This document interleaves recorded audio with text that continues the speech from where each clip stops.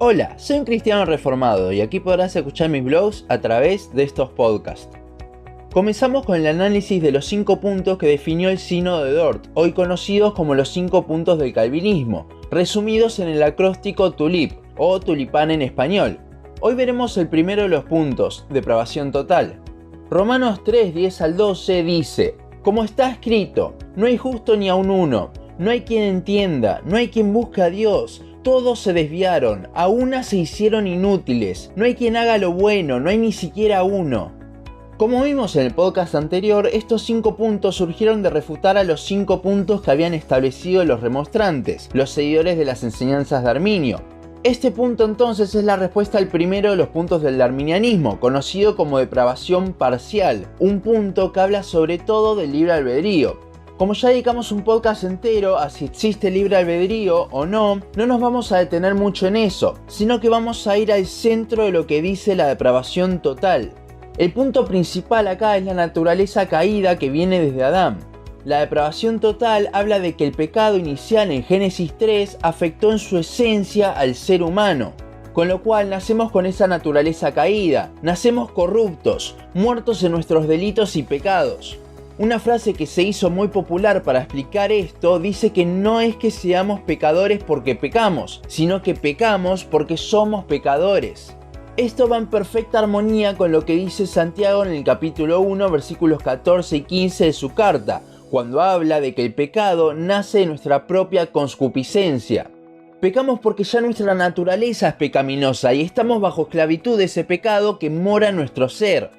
Ahora, como vimos en el podcast sobre el libre albedrío, no somos libres de hacer nuestras propias elecciones, ya que nuestro ser está bajo la esclavitud del pecado, y esto es algo que siempre nos condiciona. De hecho, Pablo se pasa los primeros capítulos de la carta de Romanos demostrando que el ser humano es un pecador en esencia, a tal punto que si tuviese que elegir a Dios, nunca lo haría.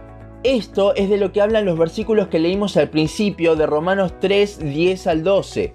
La depravación parcial de la que hablan los arminianos dice que tenemos una naturaleza pecaminosa, pero que queda un remanente en nuestro ser que hace que cuando se nos presente el Evangelio podamos elegir a Dios, creer y así ser regenerados. Entonces, en esta instancia, la salvación se basa en una decisión que nosotros tomamos. Sin embargo, la depravación total de la que habla el calvinismo dice que esa depravación nuestra afecta a todo nuestro ser, a tal punto de que por su propia cuenta nadie busca a Dios, nadie hace lo bueno, no hay nadie que sea justo.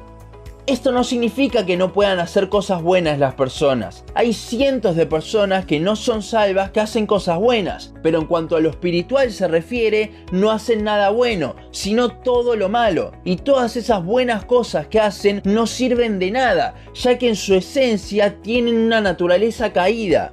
La depravación total dice que nadie busca a Dios por su cuenta. Entonces, ¿cómo hacen las personas para encontrarse con Dios? A menudo escuchamos decir que personas inconversas están buscando la salvación, buscan a Dios. Bueno, acá hay 2 opciones. La primera es que en realidad no buscan a Dios, lo único que buscan es solucionar sus problemas. Dicen buscar a Dios, pero las razones son puramente egoístas. Dicen buscar a Dios, pero las razones son puramente egoístas. Haciendo esto, no buscan al Dios de la Biblia. Su orgullo es el que está en juego allí, no es una búsqueda genuina por Dios. La segunda opción sería que la persona entonces haya cambiado la naturaleza pecaminosa que habita en sí, y entonces ahora pueda buscar de forma genuina a Dios. Pero ¿cómo puede una persona cambiar su naturaleza? Simplemente no puede, pero Dios sí, por eso la salvación es del Señor. Mientras para los arminianos el proceso es primero la búsqueda de Dios y creer en Él para luego ser regenerado por esa decisión a seguirle, la postura calvinista habla de que como la depravación es total, Dios es el que tiene que intervenir primero. Entonces sería primero la regeneración para cambiar esa naturaleza caída y luego, ahora sí, la persona es capaz de buscar a Dios y creer, pero todo se inició en Dios. Mientras el arminianismo le da iniciativa al hombre en la salvación, el calvinismo se la da a Dios, y toda la gloria es entonces para Él. ¿Qué dice la Biblia al respecto de esto? Además de los versículos que ya vimos, Juan 6:65 dice: y dijo: por eso os he dicho que ninguno puede venir a mí si no le fuere dado por el Padre. También 1 Juan 4:19 dice que nosotros le amamos a Él porque Él nos amó primero. Entonces vemos en la Biblia que la iniciativa siempre está en Dios. Si no fuese por Él, nunca podríamos amar ni ir a Él. Por supuesto que nosotros no lo vemos y pensamos que fuimos nosotros los que primero le buscamos, pero no fue así.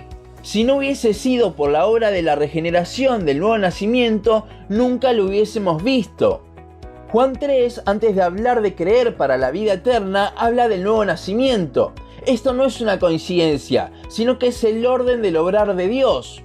Romanos 8:30 también, donde vemos el obrar de Dios en la salvación, no vemos en ningún momento la intervención humana.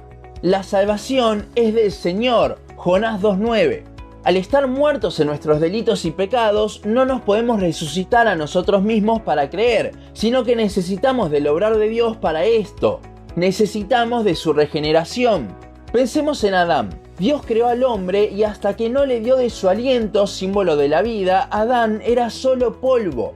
Fue cuando Dios sopló en él que tuvo vida. De la misma forma nosotros estamos sin vida desde que nacemos, muertos en nuestros delitos y pecados. Pero cuando Dios interviene con su vida es que nacemos de nuevo y ahora le podemos ver.